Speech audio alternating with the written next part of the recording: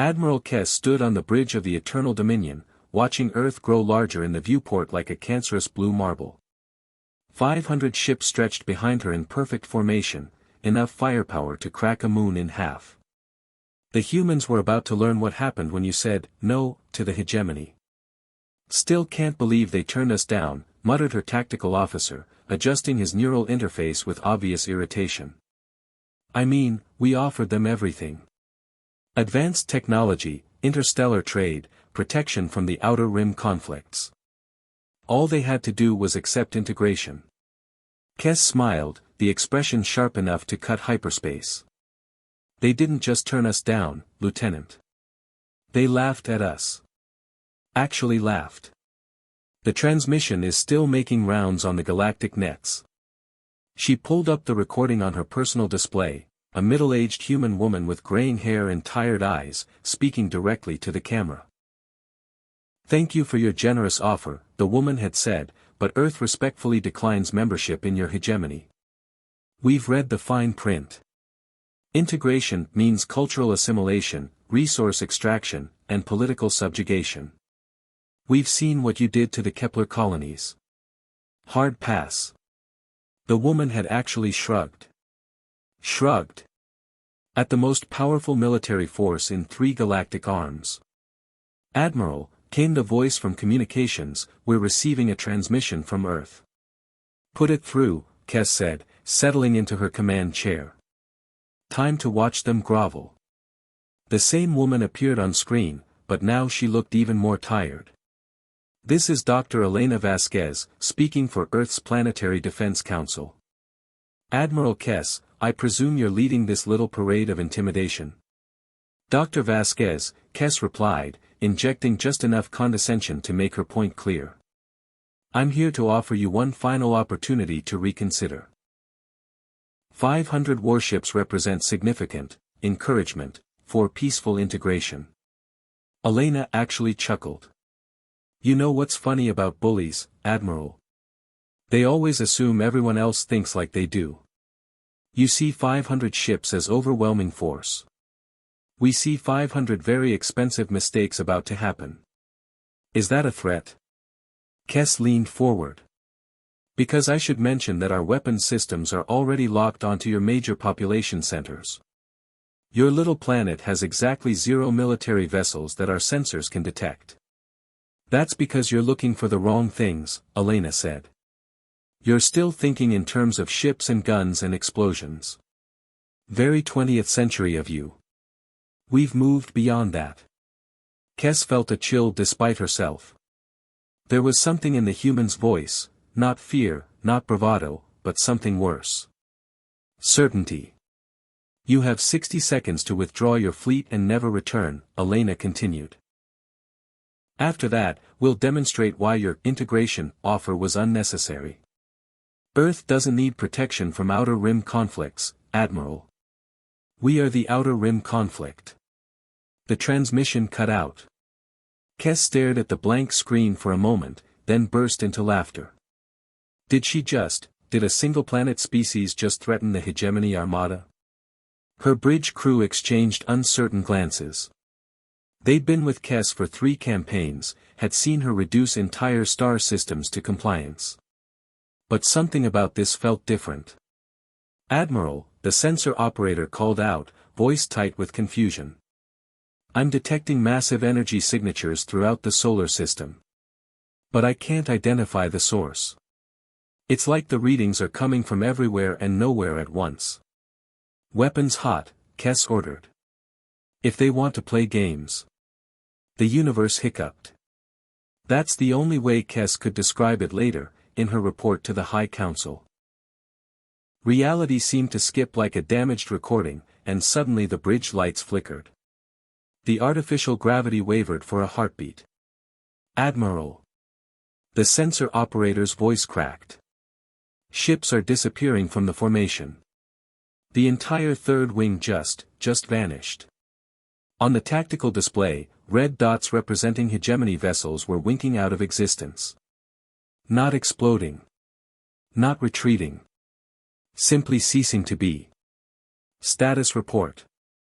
Kess shouted over the growing alarm klaxons. "I'm reading massive spatial distortions," came the frantic reply.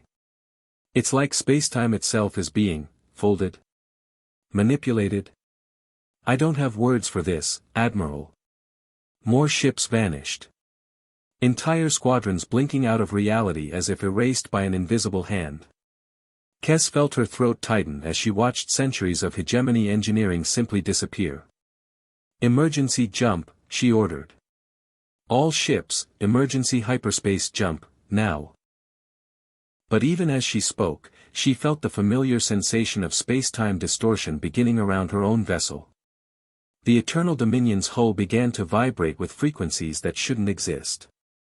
The last thing Admiral Kess saw before her flagship joined the vanishing fleet was Elena Vasquez's face on the communication screen, having reconnected for one final message. 49 seconds, the human said quietly. "You had 1 second to spare. I almost thought you'd be sensible." Then everything went white. Dr. Elena Vasquez stood in the Quantum Operations Center buried 3 kilometers beneath the Swiss Alps, watching 500 red dots pulse gently on the massive holographic display.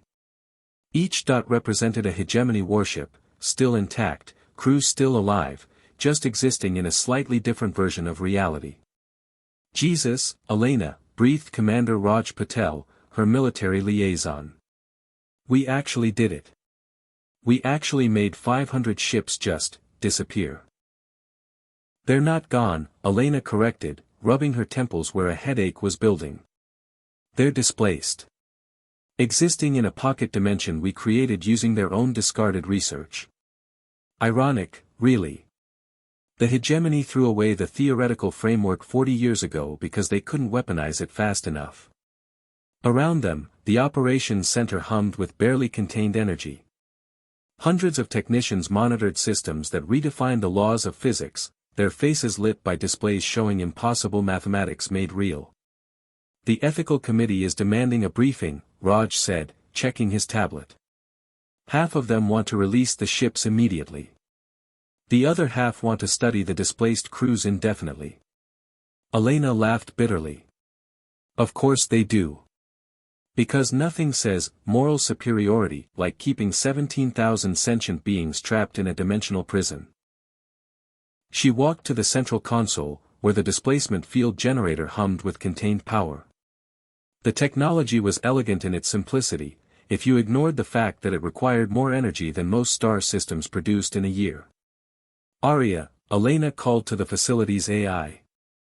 "Status report on the displaced vessels." "All ships remain stable within the pocket dimension," came the calm, synthesized voice. "Crews are alive and unharmed, though understandably distressed. Several vessels have attempted to break free using their own drive systems, but the dimensional barriers are holding. Any communication attempts?" Admiral Kess has sent 247 messages demanding immediate release and threatening total war against Earth. Her vocabulary has become increasingly creative. Despite everything, Elena smiled. "I'll bet it has." Raj moved beside her, his expression troubled. "Elena, we need to decide what we're doing with them. We can't keep them trapped forever." "That makes us no better than the empire that showed up to force us into slavery." Elena interrupted. "Raj, they came here with enough firepower to turn our cities into glass. They weren't here for negotiation. They were here for subjugation. But now we have them helpless. Doesn't that make us responsible for what happens next?" Elena stared at the display, watching the red dots pulse like a slow heartbeat. Each one represented hundreds of lives, people with families and dreams and fears.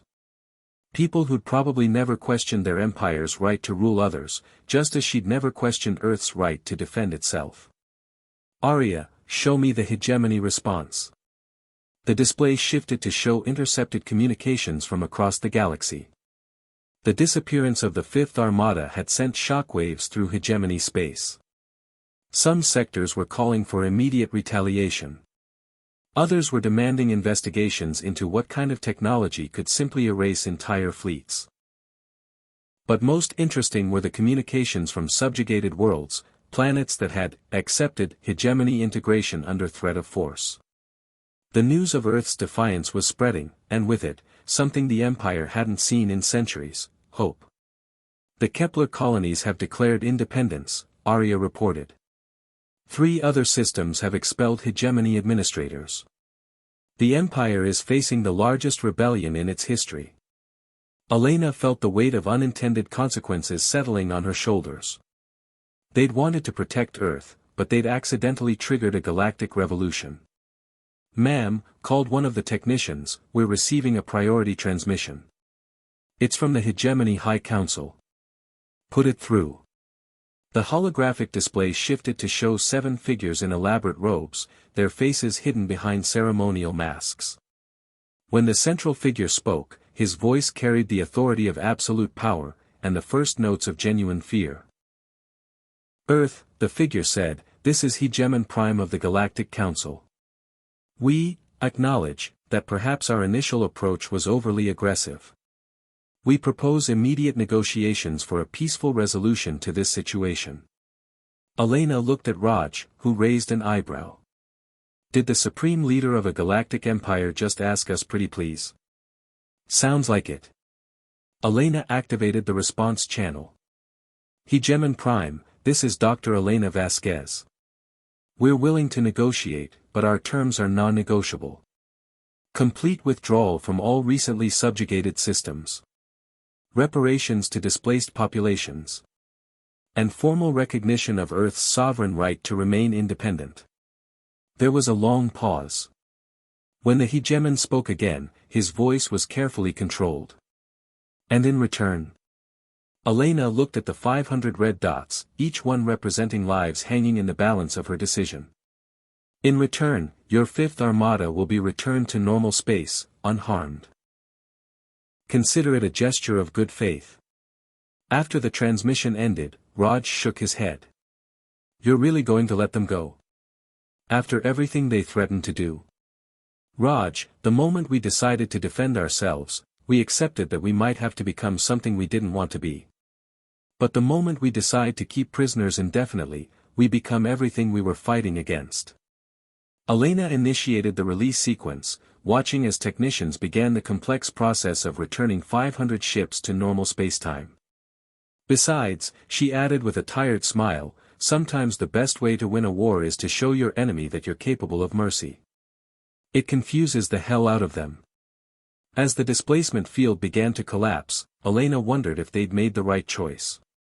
Only time would tell if humanity's gamble on mercy would pay off, or if they'd just released 500 very angry warships back into the galaxy. But for the first time in months, she felt like they might actually deserve the independence they'd fought to protect.